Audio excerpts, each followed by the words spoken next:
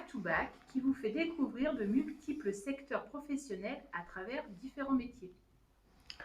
Bonjour, je suis Brice et je vais vous présenter les différences et les points communs entre les métiers d'aide-soignant et d'accompagnant éducatif et social. Première question, qui a les études les plus longues?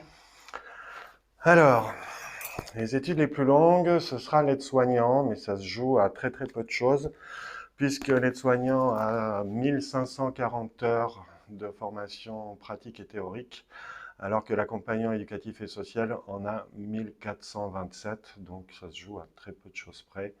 Les deux formations vont se faire sur à peu près une année de formation. Qui a des horaires de travail réguliers?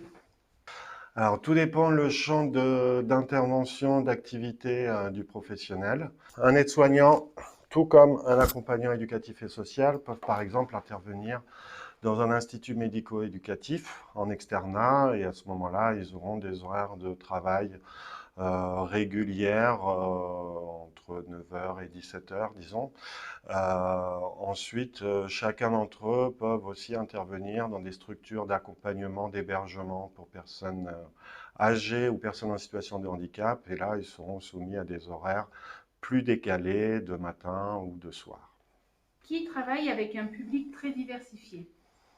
L'aide-soignant, tout comme l'accompagnant éducatif et social, peuvent travailler auprès de personnes en situation de handicap, auprès de personnes âgées. Par contre, l'accompagnant éducatif et social, lui, va avoir une spécificité, c'est qu'il va intervenir auprès des élèves en situation de handicap à l'école dans le cadre de l'inclusion scolaire.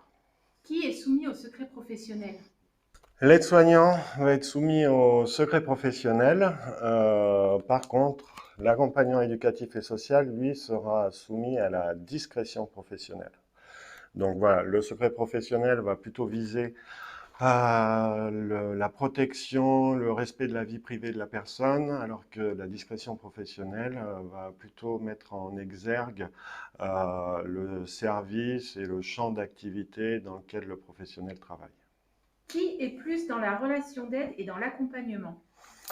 Alors, l'aide-soignant, tout comme l'accompagnant éducatif et social, sont dans une relation d'aide, un soutien d'ordre psychologique de la personne accompagnée.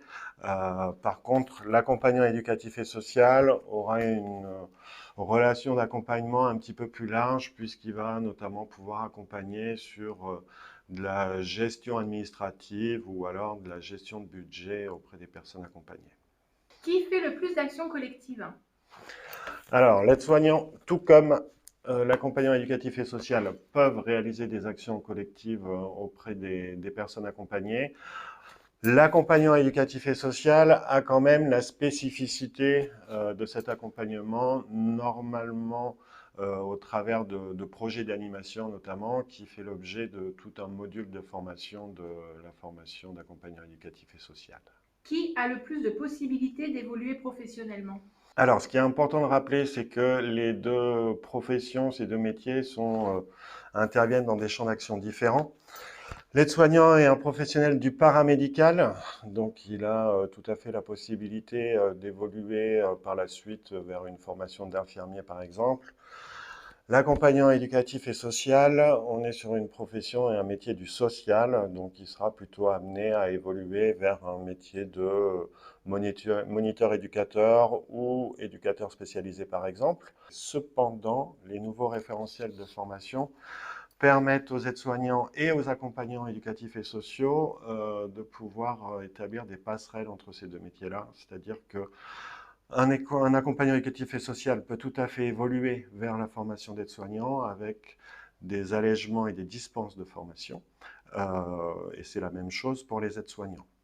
Après, il est tout à fait possible de pouvoir évoluer en tant qu'aide-soignant vers un diplôme d'éducateur spécialisé ou en tant qu'accompagnant éducatif et social, après par la suite vers un diplôme d'infirmier. Et enfin, quel est le métier le plus recherché par les employeurs?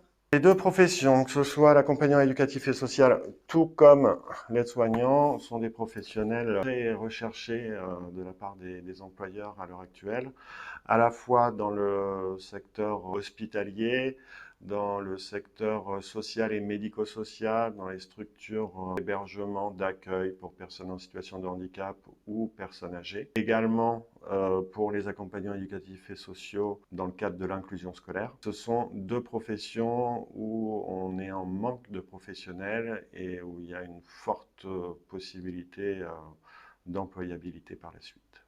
Merci Brice. De rien.